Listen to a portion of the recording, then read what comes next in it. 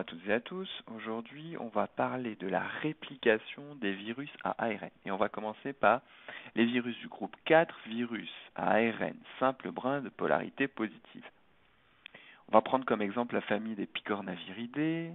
Dans cette famille, on retrouvera par exemple le virus Foot and Mouth Disease qui est à l'origine de la fièvre afteuse. Mais on citera aussi le virus qui est à l'origine de la polio chez l'homme. Et c'est d'ailleurs ce virus-là qu'on va détailler ici. Alors, ces virus, eh bien, ils ont une particularité, c'est que leur ARN génomique présente donc dans la capside, dans la protéine virale, est aussi un ARN messager. Donc il y a une coiffe et une queue polia. Et donc, cet ARN peut être directement traduit par un ribosome. Lorsqu'il est traduit, le ribosome, lorsqu'il traduit cet ARN, le ribosome va produire une polyprotéine, c'est-à-dire une protéine qui contient différentes protéines virales, et ces différentes protéines virales vont être scindées, séparées par l'action de la protéase, ici en rouge. Donc les protéines de capside vont être libérées, et aussi la RDRP, RNA dépendante, RNA polymérase. Donc je dessine ici le génome, je redessine ici le génome en vert, avec sa structure secondaire, cette espèce de trèfle à l'extrémité 5' qui permet d'ancrer en fait le génome dans une vésicule et de limiter spatialement la réplication du génome. Je dessine ici en vert une protéine virale, VPG, qui est en fait un primer, sert de primer pour la RDRP. Alors l'avantage ici, c'est que cette RDRP ne va synthétiser que des ARN viraux, d'accord? Parce que cette VPGUU ne se fixera que sur les ARN viraux. Donc, cette RDRP va synthétiser le brin complémentaire ici en vert clair. Donc, je vais redessiner pour être plus clair ce brin complémentaire, cet anti-génome que je dessine ici dans le sens 3', 5'. Alors, la RDRP va complémenter ce brin pour refaire du génome. C'est ce que je dessine là, en vert foncé. Voilà cette RNA dépendante RNA polymérase qui va reproduire un ARN génomique qui sera ensuite empaqueté dans les capsides. Alors, la synthèse de ces virus, la synthèse de l'ARN messager et la réplication des génomes se fait dans le cytoplasme de la cellule infectée. C'est une généralité en fait dans les virus ARN. Les virus ARN, en général, répliquent leur génome et produisent leur ARN messager dans le cytoplasme. Alors, on va aborder ici les virus ARN simple brin de polarité négative du virus du groupe 5. Donc, on va prendre comme exemple la famille des Rhabdoviridae. Dans cette famille, on retrouve par exemple VSV, Vesicular Stomatitis Virus, ou alors le virus de la rage. Alors, je dessine en vert clair l'ARN génomique, ARN de polarité négative, donc il ne peut pas être traduit, donc on retrouve dans le virion la RDRP, RNA dépendante RNA polymérase. Et donc cette polymérase va d'abord synthétiser les ARN messagers subgénomiques que je dessine ici. Subgénomiques pourquoi? Eh bien parce qu'ils sont plus courts que le génome. Alors il y en a plusieurs, j'en dessine ici 3, mais il peut y en avoir plusieurs en fonction du virus. Donc ces ARN messagers sont bien des ARN messagers, il y a bien une coiffe et une queue polia. Je vais détailler ici l'ajout de la queue polia. Donc la queue polia n'est pas directement codée dans l'ARN génomique. Non, dans l'ARN génomique, il y a une succession de 7 U, et ces 7 U sont reconnus par la RDRP qui va ajouter 7 A, puis ensuite plusieurs dizaines à centaines de A. Donc en fait, la RDRP vient ajouter une queue polia, on dit par bégaiement. Elle détecte cette succession de 7 U et va en ajouter plusieurs dizaines de A. Alors, Les ARN messagers subgénomiques vont évidemment pouvoir être traduits. Voilà, je dessine les protéines générées par ces ARN messagers. Et je montre ici la nucléoprotéine, donc une protéine qui va pouvoir recouvrir l'ARN génomique. Et voilà, je redessine l'ARN génomique, ARN de polarité négative, et la nucléoprotéine, symbolisée ici par un rond bleu, a une affinité pour cet ARN génomique et va le recouvrir.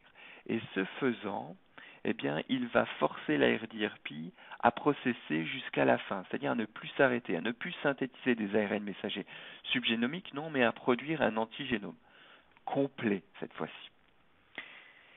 De la même façon, cet antigénome va être recouvert de cette fameuse nucléoprotéine. Et l'ARDRP va encore une fois processer jusqu'à la fin et synthétiser cette fois-ci l'ARN génomique. Donc voilà les différentes étapes qui conduisent à la réplication de l'ARN de ces génomes ARN simple brin de polarité négative.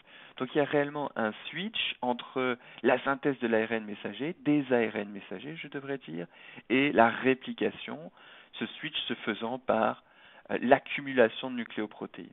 Et donc en fait le virus réplique son génome uniquement quand il y a assez de protéines de structure.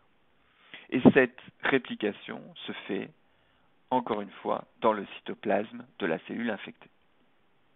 Alors, on va parler brièvement ici d'une autre famille de virus ARN simple brin de polarité négative, la famille des orthomyxoviridae, bien connue pour qui? Pour leur virus influenza, virus de la grippe, grippe aviaire, grippe humaine, grippe porcine. Alors, on ne détaillera pas ici le fonctionnement, mais simplement on insistera sur le fait que la synthèse des ARN messagers et la réplication du génome se font dans le noyau de la cellule infectée. C'est assez particulier pour des virus à ARN. Dernier groupe de virus, on va parler des virus ARN double brin cette fois-ci. Et on va s'atteler à une famille particulière, la famille des Rhéoviridae. Qu'est-ce qu'il y a dans cette famille? Il y a par exemple virus de la langue bleue, un blue tongue virus. Un petit cousin de ce virus-là, l'African Horse Sickness virus. Mais on pourra aussi citer un virus humain, le rotavirus, qui donne des gastroentérites chez les enfants essentiellement. Alors, dans ces virus-là, bien, ce sont des virus ARN double brin. Voilà, je dessine les deux brins. Ce sont aussi des virus segmentés. Donc, il y a différents segments de 10 à 12 segments constituent le génome en entier.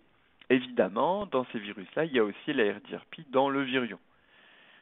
Donc, la première étape est la synthèse des ARN messagers par cette RDRP. Donc, voilà l'ARN messager. L'ARN messager pourra être traduit par le ribosome pour produire différentes protéines virales. À partir de cet ARN messager, le virus va aussi pouvoir répliquer son génome, et encore une fois, cette réplication se fait par l'ARDRP. Donc il va reformer du génome double brin. Alors, la synthèse des ARN messagers et la réplication